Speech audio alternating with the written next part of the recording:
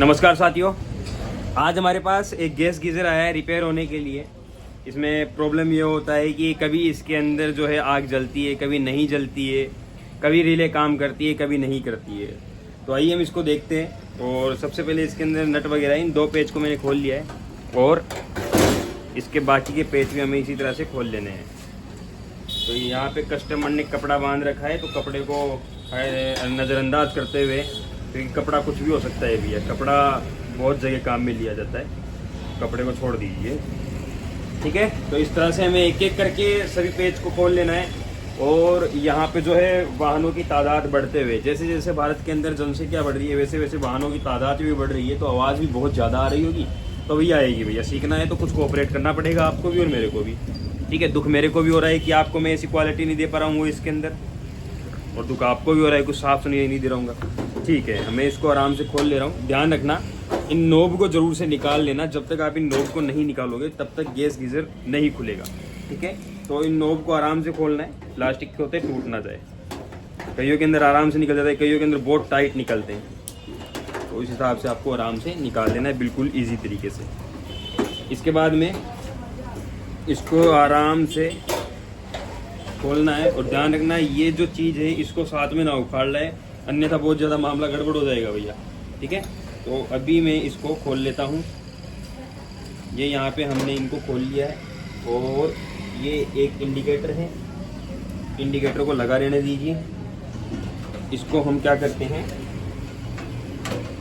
यहाँ पे इंडिकेटर को रहने दीजिए। ठीक है, कोई दिक्कत नहीं है। अब सबसे पहले मैं आपके इसके पार्ट्स के बारे में बता देता हूँ। देखिए, यहाँ पे ये सबसे पहले होता है स्विच, जो कि यहाँ से गीज़र को ऑन ऑफ करता है। ये गीज़र को ऑन ऑफ करता है। इसके अंदर 2 बैटरियाँ लगी हुई होती है। बैटरी आप यहाँ देख पा रहे कि ये बैटरी है, बाज़ार के अंदर 40 से 50 रुपये की आराम से मिल जाएगी। और बैटरी में आप देख पा रहे कि ये 1.5 वोल्ट की बैटरी है।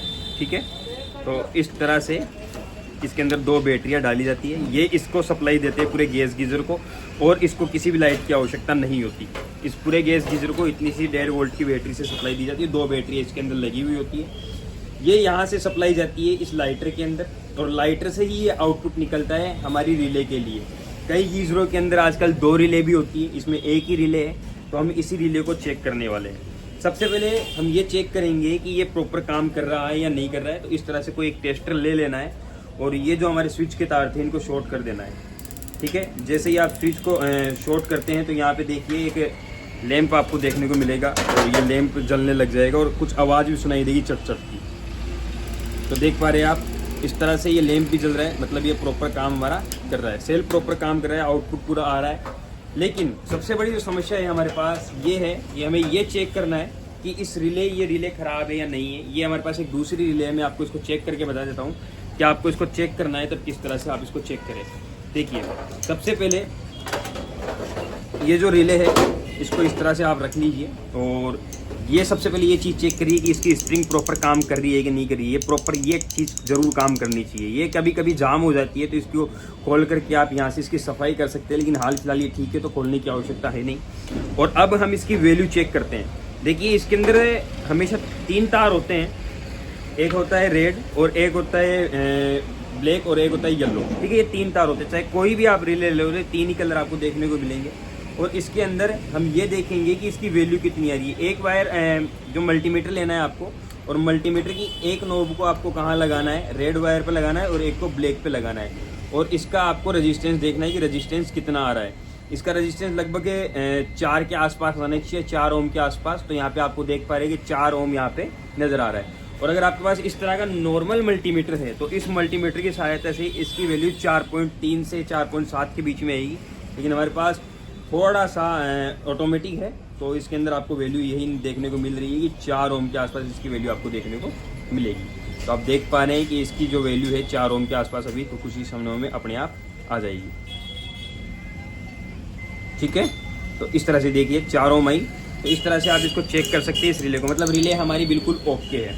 अब मैं क्या करने वाला हूँ कि इस रिले को हटा करके, भाई इस रिले को प्रॉपर वोल्टेज मिल रहा है या नहीं मिल रहा है, मैं वो चीज़ चेक करूँगा। तो यहाँ पे इस रिले को प्रॉपर वोल्टेज मिल रहा है नहीं मिल रहा है, ये अपन क्या करेंगे, इस वाली रिले को इसके अंदर लगाएंगे। और इस वाली रिले को लगा करके हम चेक कर लेंगे एक बार ये मैंने ये रिले इसके अंदर लगा ली, ठीक है। इसके अंदर ये रिले लगा करके वापस से टेस्टर लेना है और टेस्टर यहाँ से इस तरह से लगा के, और अभी क्या करना है, इसको हल्का सा दबा देना है। अभी देखिए रिले प्रॉपर काम कर रही है, रिले वापस नहीं आनी चाहिए, मतलब रिले प्रॉपर काम कर रही है हमारी, ठीक है। तो इस तरह से आप इसको चेक कर सकते हैं। तो इसको वापस से मैं चेक करके बताता हूँ। एक बार दबाइए और रिले वापस नहीं आनी चाहिए। बाकी ये जो रिले है प्रेशर पे काम करती है, प्रेशर होना चाहिए, ठीक है, प्रेशर होना चाहिए भैया, तभी ये काम कर पाएगी। देखिए एक बार दबाया। अब आप बोल रहे हो सर इसको दबाना क्यों पड़ रहा है? इसको दबाना इसलिए पड़ रहा है क्योंकि यहाँ पे जो है इस गैस गीजर के अंदर ये जो नोब है इस तरह से टिकी हुई होती है और थोड़ी सी हल्की सी पहले से दबी हुई होती है, तो अपने आप वो दब जाती है। इसको अपने को बाहर से दबाना पड़ेगा। अब सेम इसी गीजर के अंदर क्या है कि ये रिले लगी हुई है और इस रिले को भी मैं आपको दिखाता हूँ कि क्या इसके अंदर प्रक्रिया हो रही है, ठीक है। और अगर ये रिले ख़राब है तो हम इस रिले को चेंज कर देंगे और रिले को चेंज करने के बाद दिक्कत हमारी दूर हो जाएगी बिल्कुल ही। अभी सबसे पहले हम इसको खोल लेते हैं और उसको दिखाते हैं इसके अंदर क्या है।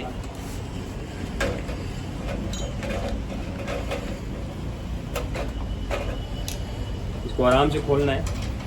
ये हमने इसको खोल लिया है और ध्यान रखना है यहाँ पे इसकी सील है जो गिर ना जाए, रबड़ की सील है, वरना गैस लीक हो सकती है और बहुत ज़्यादा दुविधा उत्पन्न हो सकती है। अब इसके बाद में यहाँ पे एक जाली है, इस जाली को आपको निकाल देना है, आराम से निकालना है। चिमटी दो, नोच प्लेयर दो।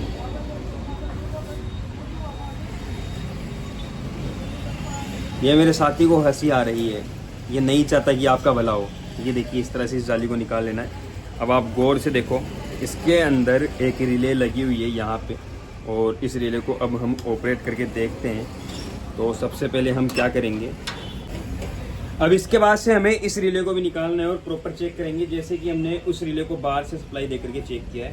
तो यहाँ से हम इसको खोल लेते हैं और दो नट इसके अंदर है, इन नटों को हम आराम से खोल लेते हैं। ये पेच खुल गए दोनों, और इसको चेक करने का प्रॉपर तरीका आपको बताने वाला हूँ कि इसको प्रॉपर हम कैसे चेक करेंगे।